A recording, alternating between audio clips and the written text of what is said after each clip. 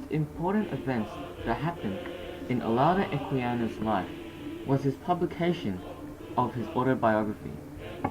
Olaudah Equiano was a formerly enslaved African who later bought his freedom and sailed across the Mediterranean. He formed the Sons of Africa, a group that worked hard for abolition through campaigns, lobbies, and public speaking. However, one of the most important events that happened in Equiano's life that affected the others around him was his publication of his autobiography in 1789, titled The Interesting Life of Olaudah Equiano. By publishing the book and allowing it accessible to the public, for the first time, people were able to observe the life of slaves through the eyes of a previous slave, making them aware of the harsh ways in which they were treated. The book quickly became a bestseller and was translated into many languages such as Dutch and French soon after.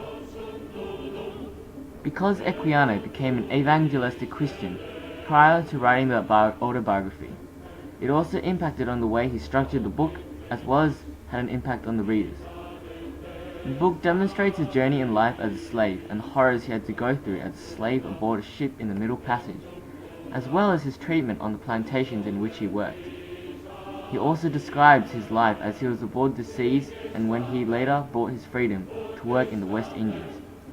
Equiano also worked hard to promote his book, going on lectures around Britain as well as Ireland to promote abolitionism, using his book as evidence to the cause.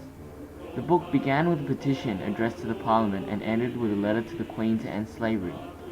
Although neither of these articles directly ended abolitionism, during the course of his life, it was 10 years after his death that the slave trade came to an end in Britain, and 40 years before it came to an end in the British colonies.